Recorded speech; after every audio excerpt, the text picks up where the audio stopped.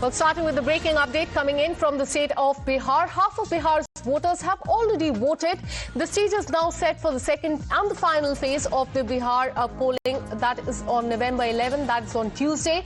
Political parties will be making their final push today as the campaigning ends this evening.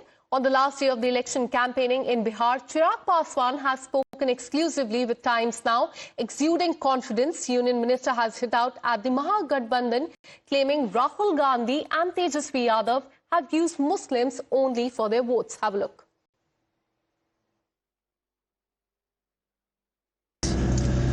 आज क्योंकि आखिरी दिन है सभाओं का, शाम को प्रचार थम जाएगा, दूसरा और अंतिम चरण है ये। आज हम लोग की 8 सभाएं हैं और अभी तक मुझे लगता है शायद मैं 125 के आसपास सभाएं कर चुका हूं और इसीलिए ये विश्वास आता है मुझ में। इतनी सभाएं करने के बाद, जनता के बीच जाने के बाद, ये मैं जरूर स्पष्ट तौर से कह सकता हूं कि एनडीए की सरकार बनने जा रही है। लेकिन महागठबंधन कह रही है कि जब भी ऐसा हुआ है बिहार के चुनाव में, अगर वोटिंग प्रतिशत बढ़ा है तो वो बदलाव का संकेत है। वो कह रहे हैं कि नहीं, ये बदलाव तो हमारे लिए, ये वोट हमारे लिए है। 2005 चुनाव हुए थे नवंबर में, मुख्यमंत्री नीतीश कुमार जी मुख्यमंत्री बने थे और उसके बाद 2010 में फिर ऐसा ही हुआ था और उस वक्त और ज्यादा बड़े बहुमत के साथ उन्होंने सरकार बनाई थी। क्योंकि 5 साल का जो कार्यकाल था मुख्यमंत्री नीतीश कुमार जी का, उसको लोगों ने सराहा था और मजबूती देकर उनको फिर वो वापस लेकर आए थे। मैं ये मानता हूँ कि उसी तर्ज पर इस बार भी जिस तरीके से पिछले सवा साल में तीसरी बार प्रधानमंत्री बनने के बाद मेरे प्रधानमंत्री ने बिहार को प्राथमिकताओं में रखने का काम किया, 12-13 बार एक साल में देश के प्रधानमंत्री किसी राज्य में जाए, ये आमतौर पर मैंने देखा नहीं है।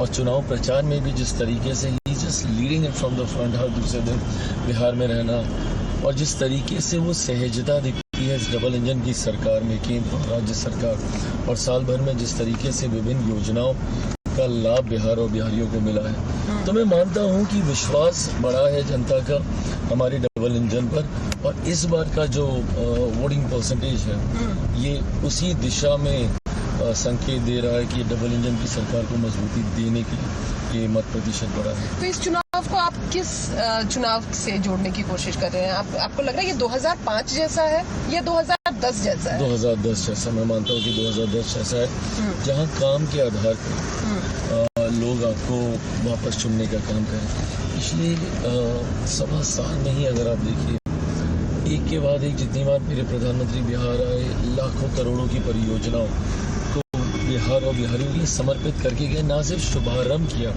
बल्कि उसका उद्घाटन कर उसको सुचारू रूप से चालू भी करवाने का काम किया। तो ऐसे में ये व्यवस्था अब बिहारी चाहते हैं कि बनी रहे और मुझे लगता है सिर्फ उसी को चुनने के लिए ये इतना उत्साह वोटर्स में देखने को मिला। Let me go across to my colleague Ranjita, who got us that exclusive conversation with Chirag Paswan. Ranjita, today is the last day of the campaigning as far as the phase 2 is concerned. Take us through what is expected today, the key highlights of your interaction with Chirag Paswan, and has any reaction come in from the, Mahagathbandhan there in Bihar? देखिए, जो exclusive बातचीत हमारी हुई वो प्रचार के लिए जब अपने आवास से निकल रहे थे और एयरपोर्ट के बीच में हमारे, क्योंकि बहुत टाइट शेड्यूल था, 8 से ज्यादा उनकी सभाएं हैं और आज अंतिम दिन है, 5 बजे से पहले सभाएं खत्म कर लेनी है। तो इस वजह से जो है वो हमारी बातचीत उनकी गाड़ी में हुई, चलती हुई गाड़ी में हम लोगों ने बातचीत की और उन्होंने सीधे तौर पर ये कहा कि जिस तरह से 2010 में एक प्रचंड बहुमत मिला था एनडीए की सरकार को, उसी तरह की तस्वीर इस बार भी दिखेगी। हालांकि वो इस बात को लेकर भी आश्वस्त थे कि जो एनडीए का गठबंधन है उनके बीच में आपस में वोट ट्रांसफर हो रहे हैं, क्योंकि लगातार महागठबंधन पहले फेज के चुनाव के बाद ये दावा कर रहा था कि खासकर जो पासवान कम्युनिटी है उनका वोट एनडीए में ट्रांसफर नहीं हो रहा है और यही वजह है कि पहले फेज में महागठबंधन को फायदा हो रहा है। हालांकि दोनों ही गठबंधन अपनी अपनी तरफ से दावे कर रही है। महागठबंधन कह रही है हम 80+ लेकर आ रहे हैं, एनडीए कह रही है पहले फेज में हम 100 लेकर आ रहे हैं। सम्राट जो है वो कह रहे हैं, उप मुख्यमंत्री। तो ये एक आकलन अलग हो सकता है, लेकिन दूसरे फेज को लेकर भी कमर कस चुकी है सभी राजनीतिक पार्टियों ने, और खासकर सीमांचल को टारगेट किया जा रहा है। हमारा सवाल ये भी था चिराग पासवान से कि क्या जिस तरह के घुसपैठियों की बात गृह मंत्री कर रहे हैं, क्या वो एक चुनावी मुद्दा है सीमांचल में? ओवैसी कह रहे हैं चरमपंथी है ये पार्टियां, तो उनका सीधे तौर पर ये कहना था कि देखिए घुसपैठियों को हमेशा मुसलमान, मतलब घुसपैठिया इक्वल टू मुसलमान, ये परसेप्शन महागठबंधन ने और आरजेडी ने, कांग्रेस ने बनाया है। ऐसा बिल्कुल भी नहीं है। जो घुसपैठी जो आ रहे हैं बिहार में और यहाँ आकर के बिहार के जो मूल नागरिक हैं उनके हक को ले रहे हैं, चाहे वो उनके राशन जो सरकार बांट रही है उसमें वो जुड़ जा रहे हैं, वो वोट का अधिकार वो ले रहे हैं एसआईआर के जरिए। हालांकि उनको भी हटाने की कोशिश की गई है, उनका दावा था, लेकिन ये भी कह रहे हैं कि किसी एक पार्टी के प्रचार करने से जो है मुसलमानों के बीच में कोई अलग छवि नहीं बन जाएगी। सबको साथ लेकर एनडीए सरकार ने इन मौजूदा 20 सालों में काम किया है और आगे भी करेंगे। हमने एक और दिलचस्प सवाल उनसे पूछा कि भाई आपके पिता को बिहार के चुनाव में और बिहार की राजनीति में मौसम वैज्ञानिक कहा जाता था, तो आपको क्या लगता है कि आपके हिसाब से कितनी सीटें एनडीए को इस बार बिहार में आ रही है? तो उन्होंने मुस्कुराते हुए ये कहा कि भाई उनके बेटे हैं, उनका खून है, तो कुछ जो प्रेडिक्शन है वो मैं भी कर लेता हूँ। सीधे तौर पर वो कह रहे थे कि एक प्रचंड बहुमत दिखेगी आपको और बहुमत से बहुत आगे का आंकड़ा होगा वो। तो ये दावा चिराग पासवान ने टाइम्स नाउ से एक्सक्लूसिव बातचीत में किया। अब देखना होगा कि आज जब प्रचार थम जाता है, 11 को दूसरे चरण की वोटिंग होगी और 14 नतीजे के बाद आखिर बिहार की सत्ता पे किसका हक होता है, नंबर किसके साथ होता है और बिहार की राजनीति किस करवट बैठती है। Absolutely, and another point that is mentioned is regarding fear-mongering that is being done by Congress and RJD for the votes there in the state of Bihar. But do tell us more about the last phase of the campaigning. आज बहुत कुछ lined up है बिहार में, काफी कुछ rallies है, last ditch effort जो किया जाएगा डिफरेंट पार्टीज के द्वारा कि वो वोटर्स का दिल जीत ले। डिफरेंट पॉइंट से महागठबंधन का कहना है कि ये ट्रबल इंजन है, एनडीए का कहना है कि ये डबल इंजन की सरकार अब वापस आने वाली। क्या कुछ आज एक्सपेक्टेड है रंजिता बिहार में last day of the campaigning पे? देखिए आज अंतिम दिन है और पूरी जोर आजमाइश दोनों ही गठबंधन पार्टियों की तरफ से की जा रही है। और सबसे खास बात यह है कि सबका टारगेट सीमांचल है। सीमांचल में जो जिले आते हैं, चाहे वो सुपौल की बात की जाए, कटिहार, किशनगंज, अररिया, ये तमाम सीटों को लेकर पूर्णिया, ये 27 से ज्यादा विधानसभा सीटें इसके अंतर्गत आती है। और पिछली बार एनडीए को डेंट भी हम कह सकते हैं कि एक लगा था यहाँ से, और इस बार कोशिश है कि ज्यादा से ज्यादा नंबर वहां से ला सके। हालांकि दूसरे फेज में मिथिलांचल की भी सीटें हैं, दरभंगा, और दरभंगा में वोटिंग पहले फेज में हो गई थी। इस बार जो सीतामढ़ी है और सीतामढ़ी के अलावा मधुबनी जो जिला है वहां वोटिंग है, तो वहां बीजेपी का गढ़ रहा है, बीजेपी वहां बढ़त बनाए हुए है, लेकिन बीजेपी का जो टारगेट है वो सीमांचल है। और यही वजह है कि बार बार ये कहा जा रहा है कि ओवैसी जिसने पिछली बार 5 सीटें जीतकर आरजेडी को और महागठबंधन को रोकने की कोशिश की थी, कहा जा रहा था कि नई सरकार बन पाई 2020 के चुनाव में तेजस्वी यादव की, वो इस वजह से क्योंकि ओवैसी ने सीमांचल में बहुत डेंट किया था। क्या उसी तरह की तस्वीर होगी या फिर उसे रिकवर कर जाएंगे महागठबंधन? क्योंकि महागठबंधन ये बार बार कह रहे हैं कि बिहार के मुसलमान पिछली बार भले ही भ्रम में फंस गए थे, लेकिन इस बार उन्हें पता है कि 5 या 8 सीटें जीतकर कोई बिहार का मुख्यमंत्री नहीं बन पाएगा, और इस बात को बखूबी वहां के मुसलमान समझते हैं। और जो बड़े मुद्दे हैं, खासकर सीमांचल में घुसपैठियों का मुद्दा है, महागठबंधन कह रही है कि मुसलमान यहाँ निर्णायक भूमिका में होते हैं। किशनगंज में 70% मुसलमान है, यानी कि मुसलमान जिसको चाहे उसको विधायक बनाए, वहां इस तरह की स्थिति है। तो ऐसे में उनका विकास नहीं हुआ, ये उनका कहना है। प्रचार की अगर बात की जाए तो हर बड़ा चेहरा आज आपको प्रचार करते हुए दिखेगा। राहुल गांधी भी पूर्णिया में ही अलग अलग जगहों पर प्रचार कर रहे हैं, किशनगंज में उनकी एक रैली है। तो ये पूरा फोकस जो है वो सीमांचल की तरफ है। Absolutely. All eyes will be on the last day of the campaigning in the state of Bihar. The voting will take place day after tomorrow. Thanks so much, Ranjita, for all the details. We'll keep coming back to you for more on this. Let's tell you more about the last phase of the campaigning, the last day of the campaigning as far as the phase 2 is concerned. In Bihar, Andhra Pradesh Minister Nara Lokesh has set the tone for the final day of the campaigning ahead of the phase 2 of the polling.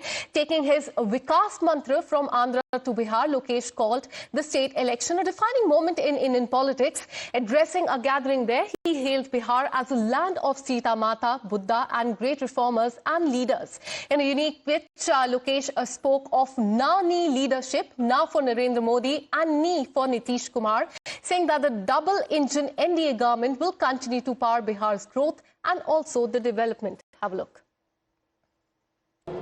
And I come here with immense pride to the land of wisdom, courage and civilization, the land of Sita Mata, Buddha and Chanakya.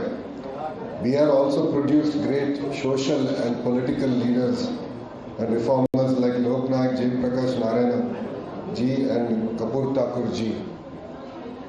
I'm here today not as Andhra Pradesh's minister. I'm here as a responsible Indian. This election is a very defining movement in Indian politics. So as an Indian, I felt it is very important to be here, to be part of the campaign and to exchange ideas and also appeal to the youngsters of Bihar on why India should get another clear term. Wherever I go, I give 3 clear reasons why anyone should take a decision in a certain manner. The first one is that we have a leadership with clear track record, a leadership that is clean, that has offered a corrupt-free governance, a leadership that is working with the Honorable Prime Minister to change the face of Bihar. I jokingly said that in Bihar there is Nani leadership, Narendra Modi ji और नीतीश कुमार जी की leadership. जैसे आंध्र राष्ट्र में नमो की leadership है, वो होता है नायडू जी और मोदी साहब का leadership. So this leadership with vision, courage is looking forward to taking the great state of Bihar ahead. सबको पता है विकसित भारत जो प्रधानमंत्री ने तय किया है, उसमें बिहार का भी रोल बड़ा है और बिहार का इकोनॉमी भी $1 ट्रिलियन इकोनॉमी की बनने का है. और सेकंड कारण यह होता है कि पावर ऑफ डबल इंजन सरकार. तो जैसे बिहार के जो पार्टीज है एनडीए में और आंध्र राष्ट्र में हमारे पार्टी तेलुगुदेशम पार्टी भी एनडीए में. सो जो पिछले बजट में आप देखें तो जो फाइनेंशियल एलोकेशंस हुआ है बिहार को और आंध्र राष्ट्र को, सो नंबर 1 बिहार को हुआ है, दूसरे नंबर 2 आंध्र राष्ट्र को हुआ है. ये फाइनेंशियल एलोकेशन से बढ़िया इंफ्रास्ट्रक्चर प्रोजेक्ट्स बन रहे हैं, अच्छे एजुकेशनल इंस्टीट्यूशंस बिहार को हम ला रहे हैं. और अब वो एनडीए का ये सोच है कि केवल दिल्ली का निर्णय नहीं है, मिलजुल के पॉलिसीज बनेंगे और जो राष्ट्र के लिए होना है वो पॉलिसीज या कंपनीज जो राष्ट्र लाएंगे उसके लिए दिल्ली का सपोर्ट भी बहुत है. Absolutely. So this is as far as the last-ditch effort in the state of Bihar is concerned. Let me go across to my colleague Arunil, who's been tracking all the details from the state of Bihar. Arunil, today is the last day of campaigning as far as the phase 2 is concerned, and we are seeing how last-ditch effort is being made by different political leaders to woo the voters. And a very different term has been coined by Lokesh Nara. He has said, in fact, as far as a Nani leadership is concerned. Take us through the details and also what is on agenda there in Bihar on the last day of the campaigning. Well, Akansha, last day of campaigning today before Bihar votes in the second phase. Nara Lokesh, a senior minister from the Andhra Pradesh government, state government, as well as TDP senior leader today campaigning. This basically showcases how the NDA's other parties as well, which have been prominent in other states. This TDP is a part of the NDA alliance. Nara Lokesh, while during his press conference in Patna, giving a different kind of a term, saying that this is na me leadership for Bihar's growth, na for Narendra Modi, ni for Nitish Kumar, as well as he also mentioned that NDA will push power Bihar's growth pitch. This is what Nara Lokesh has said. So Tejasvi Yadav also pointed this aspect only, saying that the NDA has put in more than 30 choppers in Bihar to counter his one chopper that he's been campaigning across the state of Bihar. Rahul Gandhi will also be holding rallies today, Tejasvi Yadav as well. PM Modi held his last rally with respect to Bihar elections, saying that he will return to Bihar once convincing victory is set in for the NDA on the 14th. On the last few rallies that will be done by different leaders there in Bihar. Thank you so much, Anunil, for all the details. We'll keep coming back to you for more on this.